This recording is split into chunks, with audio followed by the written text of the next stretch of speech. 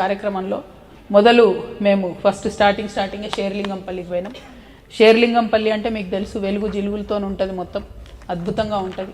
9,000 కోట్లతోని BRS ప్రభుత్వ హయాంలో 650 కోట్లతోని కాంగ్రెస్ హయాంలో నియోజకవర్గాన్ని అభివృద్ధి చేసినా అని అక్కడ స్థానిక ఎమ్మెల్యే గాంధీ గారు చెప్పుకుంటూ ఉంటారు. కానీ అన్ని వేల కోట్లు పోతే కూడా మరి గుంతలు లేని రోడ్ ఒక్కటంటే ఒకటి షేర్లింగంపల్లి నాకైతే కనిపించలే.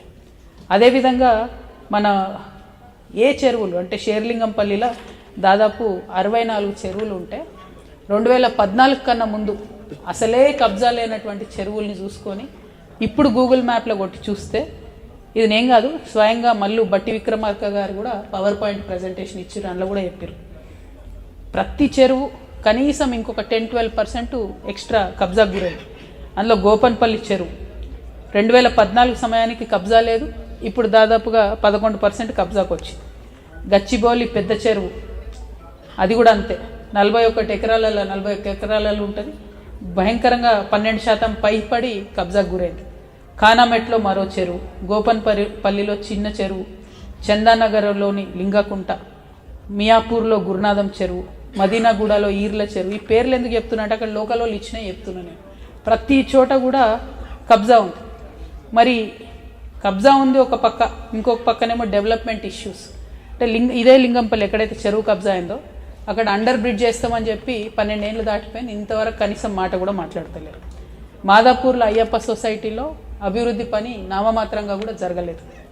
మియాపూర్లో అది నిన్న మేము పోయినాం ఒక కాలనీకి, ఎంత దారుణంగా ఉందంటే అసలు హైదరాబాద్లో ఉన్నామో అడవులు ఉన్నామో అర్థం కాని పరిస్థితి.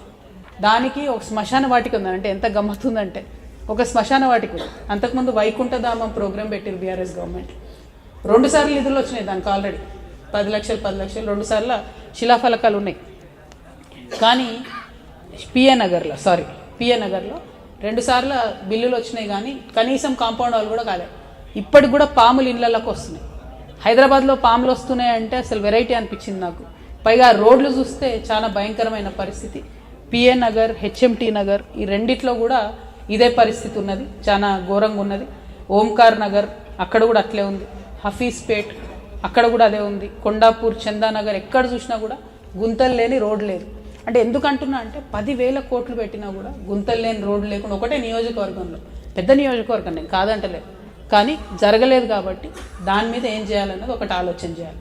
ఇక 2 మరి మొత్తం ఎక్కడ చెరువుల విషయంలో చూసినా కూడా ఇప్పుడు ఆ గాంధీ గారి పేరే వినపడతా ఉంది, ఎమ్మెల్యే గారు కాబట్టి. ఆయన అనుచరులు కబ్జా చేసిరంటూ మరి ఆయన వెంటనే కాంగ్రెస్ గవర్నమెంట్ రాగానే బీఆర్ఎస్ నుండి కాంగ్రెస్లోకి వెళ్ళిపోయాడు. మరి కాంగ్రెస్కి పోయాక నేను ముఖ్యమంత్రి గారిని స్ట్రేట్గా అడుగుతా ఉన్నా, ఇన్ని చెరువులు గూగుల్ మ్యాప్లో మీరు కొట్టి చూసినా తెలుస్తుంది, మరి హైడ్రా అధికారులు నిద్రపోతున్నారా? ఇదే సేమ్ గాంధీ గారు కుత్బుల్లాపూర్లో హైడ్రా వాళ్ళు పోయి కాంపౌండ్ వాళ్ళు తీసేస్తే తెల్లారికల్లా కోర్టు ఆర్డర్ తెచ్చుకొని మళ్ళీ ఆయన వేసుకున్నాడు 14 ఎకరాలు. కానీ అక్కడ వడ్డరోళ్ళు పాపం అందరు చిన్న పేద గుడిసెలు వేసుకొని ఉన్నారు, వాళ్ళ దగ్గర పోయి వచ్చినాం. 60 కుటుంబాలు నిలగొట్టిర్రు, వాళ్ళని మళ్ళీ రాణిస్తలేరు ల్యాండ్ మీదకి, గాజుల రామారంలో. సో హైడ్రా ముసుగులో పేదవాళ్ళని నిలగొట్టడం, పెద్దవాళ్ళని కాపాడడమే మీ వైఖర. ఇది ముఖ్యమంత్రి గారు క్లారిటీ ఇవ్వాలి. ఆల్రెడీ పార్టీ మారిండి ఆయన, బీఆర్ఎస్ టు కాంగ్రెస్. ఒక పక్క అనర్హత వేటేస్తలేరు, ఎన్నుకున్న జాగ్రత్తలు సైలెంట్ ఉండండి. మీరు మీలోళ్ళు ఎక్కువ ఉంది, మాట్లాడకండి. మరి ఇన్ని ఎగ్జాంపుల్స్ చెప్పిన నేను, మీకు చెరువుల పేర్లతో సహా చెప్పిన. కనీసం ముఖ్యమంత్రి గారు ఎందుకు చూస్తలేరు? హైడ్రా అధికారులు నిద్రపోతున్నారా? రంగనాథ్ గారు వాట్సాప్లో కూడా అవైలబుల్ ఉంటారేమో. మరి ఖచ్చితంగా జాగృతి నుండి లోకల్ షేర్లింగంపల్లి నియోజకవర్గంలో ఇవన్నీ తీసుకుపోయిస్తాం. హైడ్రా ఎంతగానో పనిచేస్తుందో ఖచ్చితంగా అప్పుడు చూద్దాం. అదేవిధంగా షేర్లింగంపల్లి తర్వాత మేము రాజేందర్ నగర్ పోయినాం. రాజేందర్ నగర్లో కూడా సేమ్ కేసు, బీఆర్ఎస్లో ఉండే ఎమ్మెల్యే గారు ఆయన కాంగ్రెస్లోకి వచ్చిండు. ఇక కాంగ్రెస్లోకి రాగానే వాషింగ్ పౌడర్ నిర్మా కాబట్టి ఆయన మీద ఏం జరగవు, మళ్ళీ ఆయన చేసిన కబ్జాలు కావచ్చు, ఇంకోటి కావచ్చు, దాని మీద ఏం మాట్లాడారు. అవి ఒక పక్కన ఉంటే పాపం ఫారెస్ట్ ల్యాండ్ 2 పెద్ద బస్తీలు ఉన్నాయి, ఒకటి భూపాల్ నగర్, ఒకటి జలాల్ బాబా నగర్. ఈ రెండిట్లో కూడా ఏంటంటే మ్యాక్సిమం పని అయిపోయింది. చేయాల్సింది ఏంటంటే గవర్నమెంట్ ఫారెస్ట్కి ఒక 20 ఎకరాలు ల్యాండ్ ఇవ్వాలి. ఇస్తే దాదాపు ఇక్కడ ఉన్న 2,000 కుటుంబాలకు పట్టా అవుతుంది. అంటే ఎంత దారుణం అంటే వాళ్ళు 45 years, 50 years, 60 years నుంచి కూడా ఉన్నారు.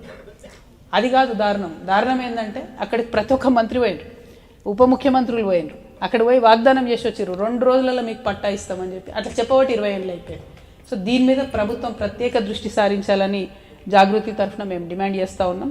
కిషన్ బాగ్ అంటే దాని పక్కకే ఆనుకొని ఉండే కిషన్ బాగ్లో 2000 మందికి పట్టాలు ఇచ్చిండ్రు సేమ్ అదే పద్ధతిలో. సో భూపాల్ నగర్, జలాల్బామా నగర్కి సంబంధించి కూడా ఖచ్చితంగా పరిష్కారం చూపించాలని మేము ముఖ్యమంత్రి గారిని డిమాండ్ చేస్తున్నాం. దానికి సంబంధించినటువంటి లేఖలు కూడా స్థానికంగా మా రాజేంద్ర నగర్ నాయకులు ఇస్తారు, ఇచ్చి దాన్ని ఫాలో అప్ చేసుకుంటారు. అట్లనే చేవెళ్ళ షాబాద్ మండలానికి పోయినాం మేము.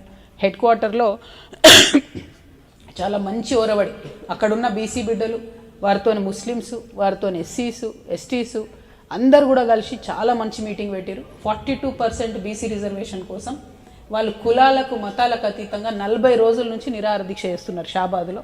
అదే ఉరవడి అన్ని మండలాల్లో వస్తే ఖచ్చితంగా ప్రభుత్వం మీద ఒత్తిడి పెరుగుతుంది, దాంతో మంచి రిజల్ట్ వస్తుందని చెప్పి కూడా మేము భావిస్తూ ఉన్నాం.